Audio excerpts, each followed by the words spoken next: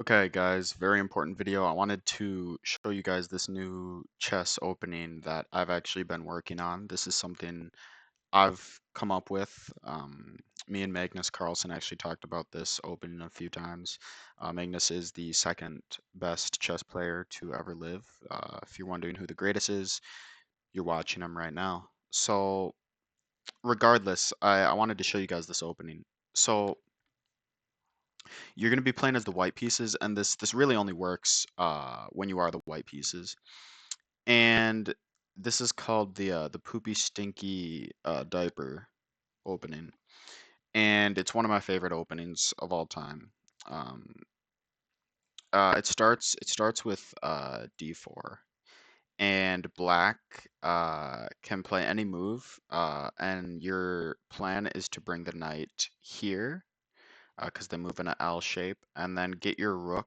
The whole idea is to get your rook over here to the other uh, edge of the board, the other side of the board. And it doesn't really matter what black does. It's just mainly that idea.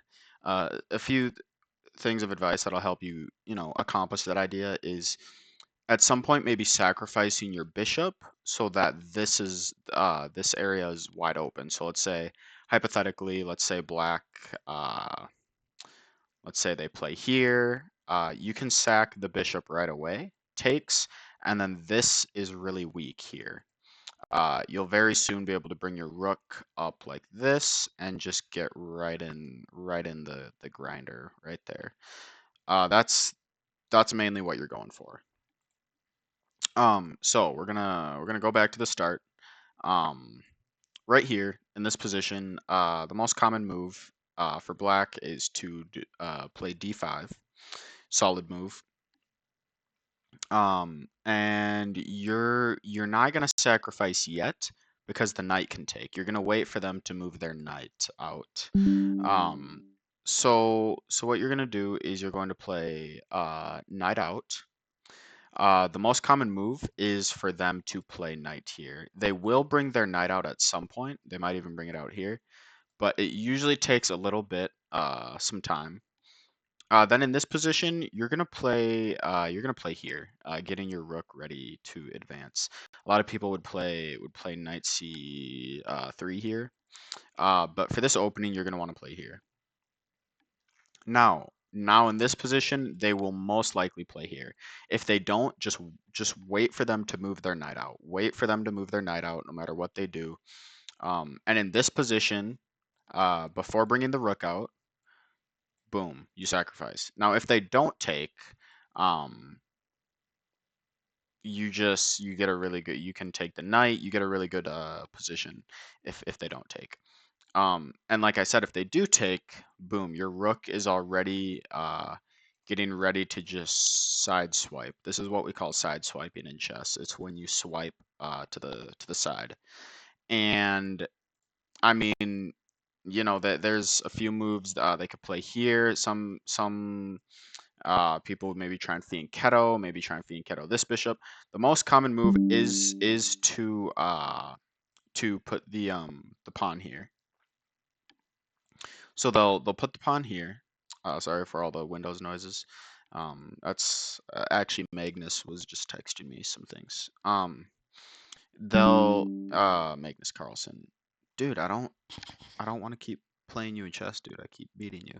I don't. He keeps trying to play me in chess, and I keep checkmating him with the scholars mate. I don't know when he's gonna learn. Um, so in this position, after they try to make their position solid, that opens the door for you to go right here. So you're gonna go here. Again, no matter what they do, they could. No matter what they do, you're gonna just bring the rook here. So take. You're not even gonna take back because that's gonna give them the opportunity to move their knight here, and then you can't bring your rook here. So bring the rook here first. Bring the rook here first, and now they're going to try and save their knight, but at this point it's too late. The knight can't take, otherwise you just push, you get really good development. This knight's going to come out at some point, the king's going to come up, the queen will come here, do a few moves, take the bishop. You'll probably bring the bishop here. It's very bad to take. So in this position, black will put their bishop here, trying to get the queen and then castle.